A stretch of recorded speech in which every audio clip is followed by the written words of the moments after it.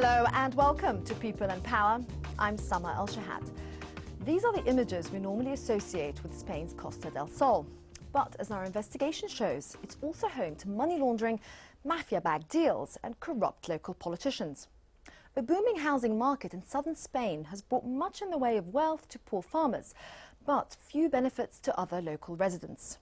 It surprises me that the amount of money that is now coming into Spain from Europe, from Britain, Germany, that the Spanish government should not help out the people who are investing this money by removing these threats. And the influx of the vast sums of money from this housing bonanza has fueled corruption and crime. But now, local authorities and local residents are fighting back. Juliana Ruhfus investigates.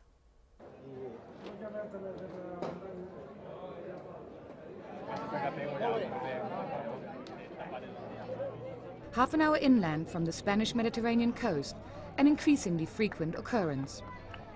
Local residents in the Valencian village of Parcent, both the northern Europeans who've moved here and their Spanish neighbours, have turned out to demonstrate against property developers. That hill there, which is mainly trees and just a few houses, will be covered with quite dense houses. What won't be roofs will be terraces and swimming pools. And some of the houses are planned to be terraced rows, 3 stories high.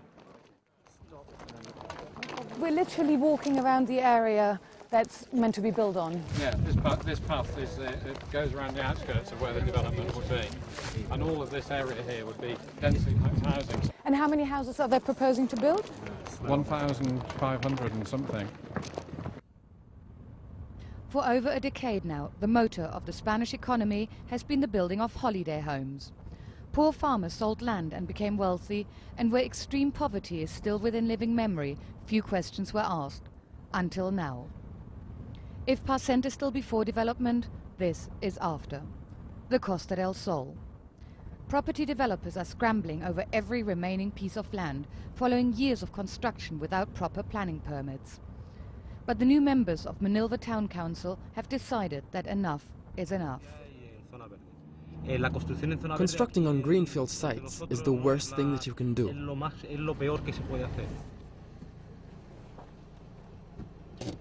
The greenfield area is just the other side of the fence, and this is the town council's land. So it's greenfield, to be used for parks or public use. So consequently, legally, this should be demolished. When you see this, how does it make you feel? People from here think that the landscape is being ruined, and so is the quality of life. Locals like us especially feel bad about it.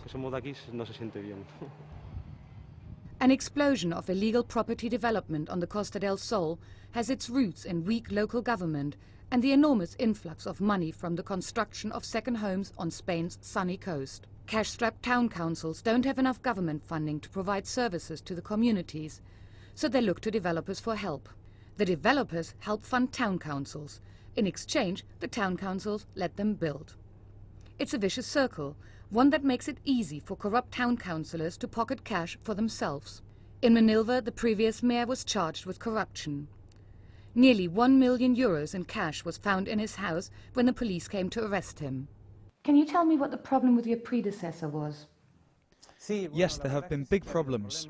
Everyone knows the previous mayor is being prosecuted. Really, the main problem is that the development model didn't guarantee sustainable growth. And the important thing for a place like Manilva is that in the future there should be sufficient public land. La Parada is a key site in Manilva. It has not been built on yet. Here a house goes for over €1 million. But all around Manilva the developers are closing in. Over the last decade there's been a new wave of construction providing upmarket properties with access to golf courses. Today, Spain has 4 times more golf courses than in 1990. The Andalusia board, for instance, is very active in attracting new golf tourism. They launch many campaigns in northern European countries with this purpose, because they are very aware that the demand does not exist. However, this is a great excuse, since once this demand is created, a need for housing around these golf courses is generated. As somebody who's with the Green Party, have you had any success in raising the profile of environmental issues with the authorities here? If they had listened to us, we probably would not be speaking now. The population has been increasing in an exponential way, so now there is not enough water for its needs. But the quantity of water remains the same. If we then add the growing golf course phenomenon to this, we have deadly results for the environment and for the people. If the authorities here continue in the same way that they've been going for the last few years, what's the future for the Costa del Sol? There is a children's tale that illustrates this perfectly, the goose that laid the golden egg. We are living a situation now in which the planning, financial and political system connected with urban development has taken the goose by the neck and is ready to cut her head off. And here's the biggest golden egg of all, Marbella, the ultimate place in the sun. Property prices here have increased threefold over the last 3 years alone. Marbella used to be a sleepy little fishing village until developers came and turned it into a playground for the rich and famous. Now it's at the heart of a multi-billion US dollar corruption scandal.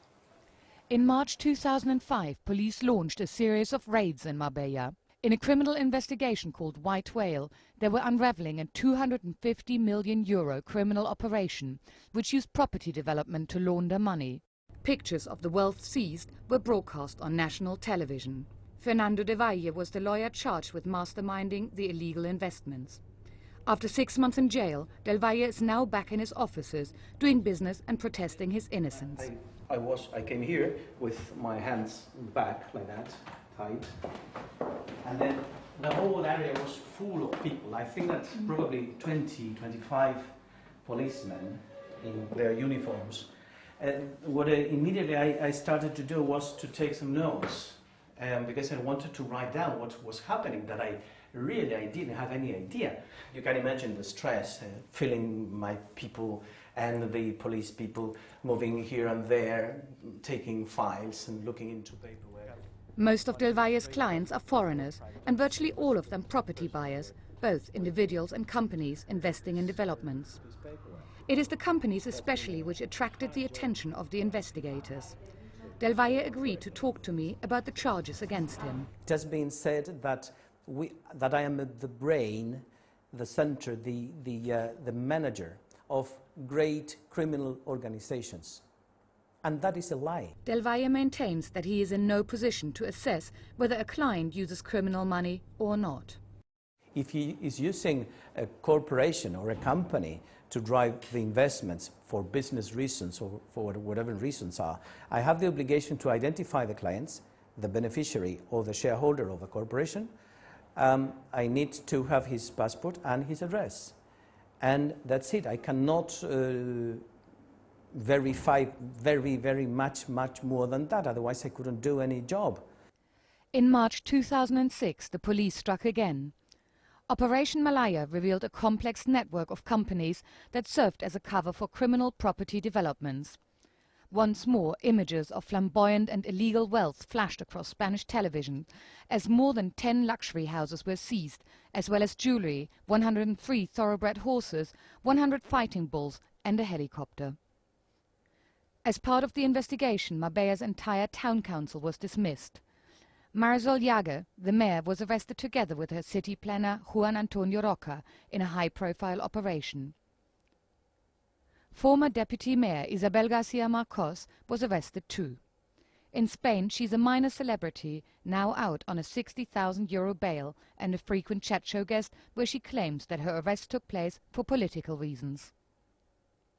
It's very difficult to shut me up, and the reason why they imprisoned me is so I couldn't speak out. For many years I denounced that there was corruption in the Marbella City Council, and the surprising fact which amazed me was that all the cases I reported were shelved. I filed suit against Juan Antonio Roca several times before they started calling him the brains of the Malaya operation. The prosecutors did not believe my accusations. They said Juan Antonio Roca was a very good man. I think they came short of giving him an honor medal. Police found €370,000 in your house. How come you had so much cash at home? Most of the money that was in my house was my daughter's. It's the money her father left her when he was still alive. When he died, he still left her more money. I'm talking about what which he inherited before his death. After the break, the plight of those who bought illegally built property.